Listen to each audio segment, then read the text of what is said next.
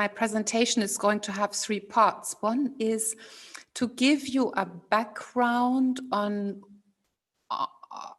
value-based engineering, which you will recognize to be very similar to design thinking. At least there are overlaps. Then I will show you how P7000 and value-based engineering belongs together. And thirdly, I also thought about potential areas of cooperation, and I just learned that the cooperation is already signed, so that's beautiful. So let me start with a statement.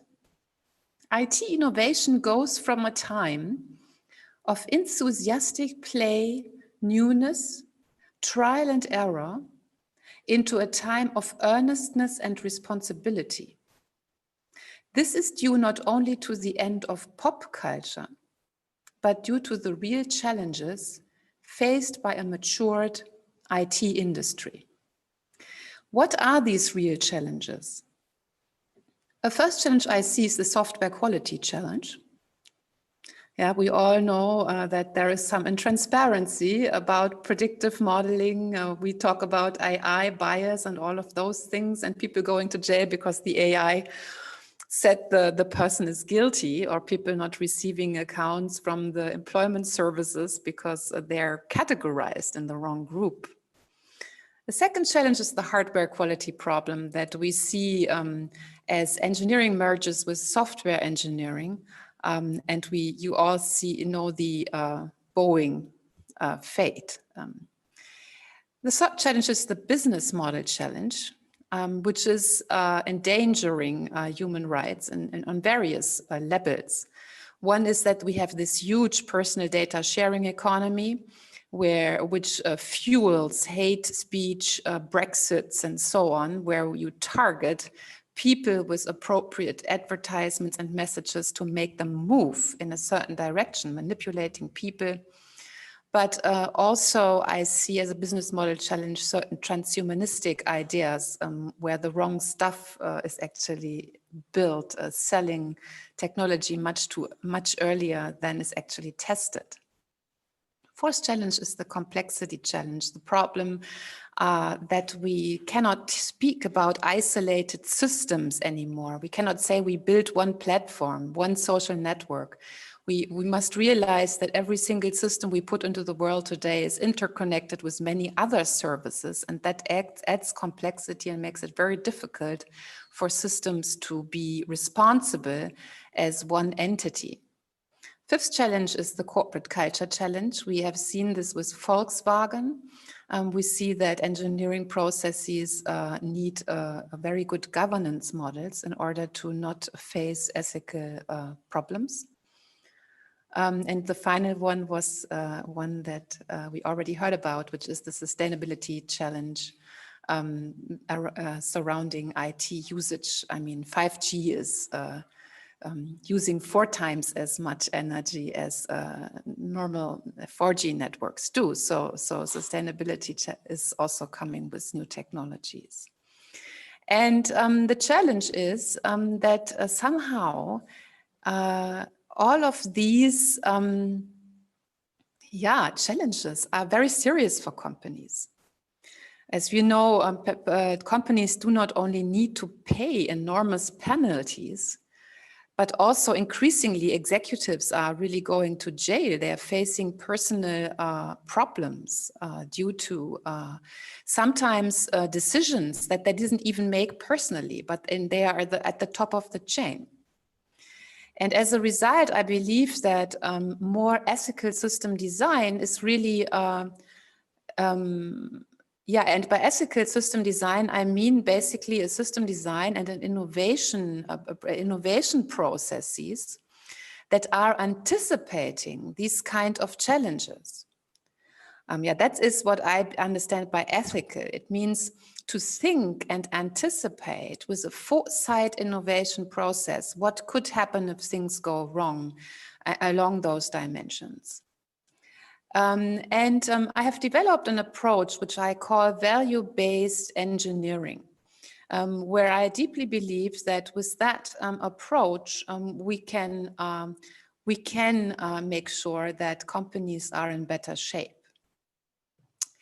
And in fact, I was very fortunate then 5 years ago to meet with IEEE. And together with IEEE, we developed value-based engineering and a concrete method that is also the method that is now being standardized in the P7000 process. And basically, you all have heard about ISO 9000. So you know that, first of all, corporations work pretty process-driven these days, especially large organizations. And what organizations are looking for is to have a process framework, to have concrete activities and tasks that they can run through, like they go through ISO 9000, for instance, and its substandards to ensure certain outcomes. And P7000 is doing exactly that. And you see here the 7 processes that are in the standard. So we have an ethical exploration phase where values that could be at stake, are explored, elicited, where they are prioritized with the management. And then from there, we derive ethical value requirements. And those requirements are then driving the design of the system. And by design of the system, we mean system design in a business informatics or a computer science way of understanding it. That means we have system requirements, things that would go to a Pflichtenheft, so concrete things to go for in the machine, So, and we do that with various degrees of detail. And all of that is accompanied by a transparency management and a stakeholder management. So this is what value-based engineering looks like. And basically this is giving you an overview of what we have. And value-based these processes are by now detailed in the P7000 standard, which is about 100-page document. With very concrete activities and tasks. And the thing is, it has to go through various balloting processes. So there are not only 30 people in the work group and 12 of them or 14 who have worked for 4 years to bring this all about, but there are again 90 people in the computer society who now have to say bottom up or down and what they want to have changed. And we are in this balloting process. And so we are coming close to the end where everybody's saying, okay, this can go public. And this is what Konstantinos referred to as bottom up. You have to pass a lot of hurdles and go through many gates, so that the final quality of the processes is really ensured. Now, the thing is that value-based engineering is not only about technology and trying to solve problems and making sure that executives are not going to jail or all of that negative stuff, but we also go through a time of transition, at least in the West, where the assumptions of modernity, the age of scientism and control, are facing a deep longing for more meaning.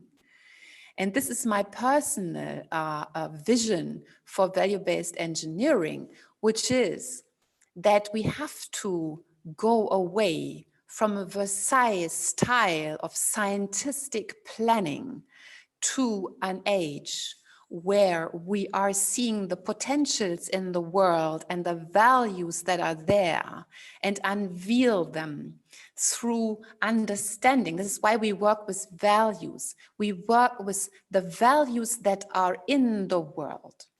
Yeah. This, when I showed you this very scientific little box called value elicitation, where the design thinking schools would say, let's go through an ideation phase where we look at the needs. And this is the main difference between value-based engineering and design thinking. We're not so interested in something that is lacking. We don't start from a pain point. We start from beauty. Yeah, and our goal is to design for the beauty that is in the world and to try to bring it out with the help of technology. So this is, I believe that looking at Uli's face in the camera, this resonates, yeah? That resonates. There is tension between my thinking and Uli's thinking about that. But yeah, this is what is inside value-based engineering, and why I believe also from a philosophical perspective, we have a lot to share. Yeah? Value-based engineering tries to pull this out by telling companies how to go through certain processes. Yeah, I think I said that basically. What we do concretely, just in a nutshell and anticipation, is how can we pull out the values that are there? What we do is that we really have studied and looked at our philosophical traditions of the last 2,500 years. And we are using utilitarianism, virtue ethics, and duty ethics, and other cultures of the world that guide our thinking when we elicit the values that should be in a system. Should be in a system to foster the beauty, but also to protect what is valuable. Yeah? So I think this is a major contribution and something for the design thinking schools to also think about and see whether they want to look at how they can embrace this as well. Yeah? Now, once we have run through these philosophical reflections with our stakeholders, we build maps, and in P7000 we have developed a terminology that allows us to grasp this creative process and put it into words and later on into system requirements. And so we develop core value maps, and from there derive value qualities. You see this a little bit illustrated here on the slide. And those maps that you now see on the top are then translated into ethical value requirements, and after that are ending up in system engineering processes. And there is a handover and a traceable chain between the values, the core values, value qualities, EVRs, and then the final stuff that's going into the technology. Now, I'm a scientist, so I have been publishing, or am in the verge of publishing this method, publishing it for various reasons. First of all, publications are coming out quicker than standards. So this document, for instance, that describes the method is already online, and I cannot wait for 5-6 years and 90 people balloting for something. The other thing is that, of course, as a, let's say, scientific visionary of the standard, I still have other ideas. Not everything is accepted by the work group. So I make a little line here between value-based engineering and how I see it's going to be correct, and a lot of sophistications coming in from many experts in the P7000 process. The general vision for this, less scientific, is a book called Digitale Ethik that Uli talked about. I have wonderful testimonials from Jeffrey Sachs, for example, who you invited last year. And I have an English manuscript if you're interested, and I'm now looking for an American or US or the English-speaking publisher. So I'm in the middle of that. And of course, there is the textbook that describes the early versions of value-based engineering. And once P7000 is done, I want to bring P7000 into a textbook, perhaps the second edition of this one. But so to make a long story short, there is material already out there. And but I'm very much looking forward then when hopefully at the end of the year, very early next year, we also have this specific standardization document in our hands to give to companies or to have projects run through. Now the thing is, here is also a slide where you see where is what is inside. Now the thing is that somehow we need to bring this into the world. And I deeply believe, and this is what I recommended to you, Uli, and also to Konstantinos, that we should, the strongest people should work with each other. The strongest institutions should work with each other to bring this into the world. And of course, I know design thinking schools are very proud to have their own method and ways of going about doing innovation. But having studied design thinking and their materials and approaches and so on, and having also done my own value-based engineering, my personal view is that there is so much overlap that the cooperation is a very good idea. And I have brought some arguments which by today are outdated, because yesterday you've come forth quicker than I could think. But perhaps to stress again the commonalities. So I think as both value-based engineering and the P7000 approach put people first, and technology is built to serve people. This is the common vision. In terms of process, design thinking and P7000 are both very heavily depending and involving stakeholder wisdom. So the format of organization, the setup, all of that is basically the same. It's very highly creative. It is making people speak up and so on. And also very important is context exploration, which is what the design thinking schools are doing. And also the iterative kind of learning, continuous improvement of prototypes, same thing. Yeah? So these are big blocks that we share. The differences, which I think can be overcome, is that my impression is that in P7000 we include slightly more indirect stakeholders as well. For instance, society. Yeah. Less so looking at the direct users. But I believe that probably depending on the design thinking team, this has been done by the design schools as well.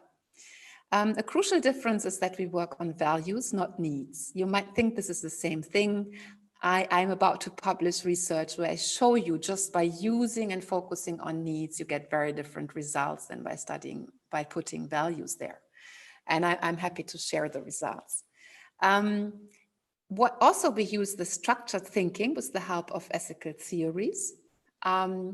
And we do a little bit more foresight engineering. That means that we're working with scenarios where technologies have gained, where we anticipate that what happens if the technology gains significant market share and is pervasively there, for instance, having a monopolistic position.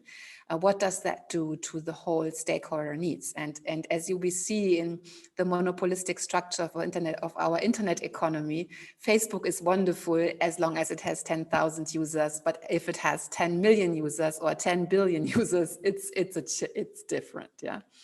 So this is what we anticipate. Then I think I've even thought about how can we bring together those like, let's say, broad frameworks of design thinking, and where does the IEEE P7000 work plug in? And I believe that one aspect is that once this workshop is done and we have a first prototype through design thinking, we can go on and run it through the more engineering and ethical processes. And finally, and then of course a little bit of a political slide. What do the organizations have from each other? And Konstantinos did not mention that IEEE has 430,000 engineers as members, and that's an important number. And so I think both of the organizations have really an excellent brand to share and build on. I believe, I don't want to go into the details of all of that, but I believe that if IEEE wants to be successful with P7000, if they want it to go into companies, I mean, Deutsche Telekom alone has, I think, 800 design thinking people trained in this kind of way of approaching innovation.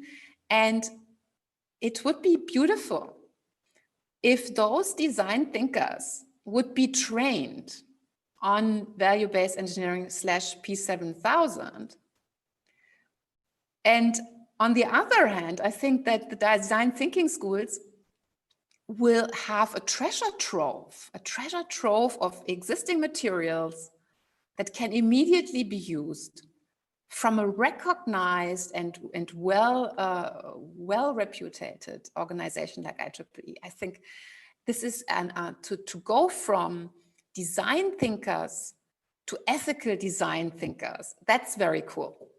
And so I believe that we should be make that happen. And if you signed it already yesterday, now it's the time to fill this with concrete steps. Thank you.